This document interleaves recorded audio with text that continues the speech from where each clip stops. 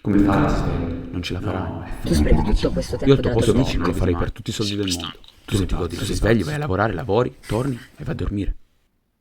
Un anno fa feci una scelta: andare a lavorare a Milano, senza però trasferirmi a Milano. E per chi non lo sapesse, abito vicino a Torino.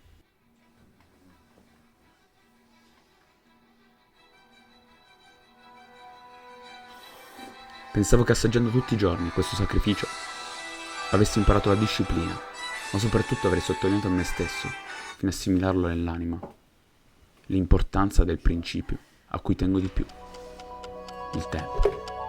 6-5, la vita del pendolare inizia montando una batteria. Incredibile. Top. Senza batteria, mo gliela mettiamo. Incredibile. Cioè, come detto. Batteria nella sua posizione. Speriamo che il todo parta. Dai. Sono le 7:02. Un po' in anticipo nella tabella di marcia. Vediamo se la macchina parte. Top. Grande. Adesso ci rechiamo in stazione. Stazione di Chivasso by Night.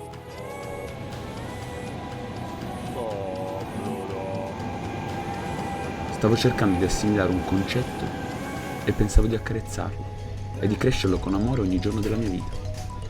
Ma non sono carezze. L'ho calpestato, l'ho picchiato, l'ho violentato pensando di amare. Ho sempre cercato di crearmi una narrazione e raccontarmi una narrazione degna di ogni grande self-made man. Ho subito questo, quell'altro, ma poi sono diventato così e ho raggiunto il successo. Cazzate! Sono sempre stato estremamente fortunato e sono grato.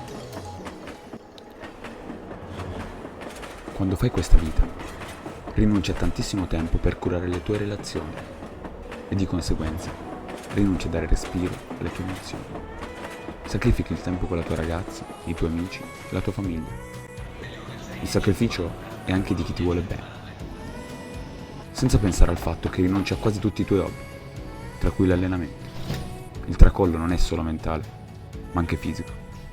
Non cerco di essere compatito, ma non merito di essere deriso ed insultato per la mia vita da pendolare.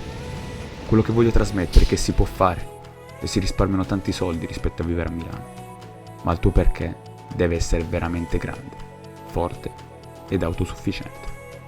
Dormi 6 ore, viaggi 5 ore per andare a lavoro, stai al lavoro 9 ore, di cui una per mangiare. Quando torni dedichi un'altra ora per mangiare, te ne rimangono 3 di ore, per te stesso e per le persone a cui vuoi bene. 3 ore che la maggior parte delle volte sei stanco e le devi utilizzare per pulire, cucinare, fare la spesa o per risolvere i problemi che si pongono lungo il cammino. In treno si può dormire, si può leggere, si può scrivere, si può ascoltare la musica, guardare dei video su YouTube, seguire dei corsi, creare il proprio business online, puoi lavorare. Il tutto con una discontinuità infinita, perché gli imprevisti e le scomodità sono molte e frequenti. Cosa giunto alla meta dopo 2 ore e mezza di viaggio.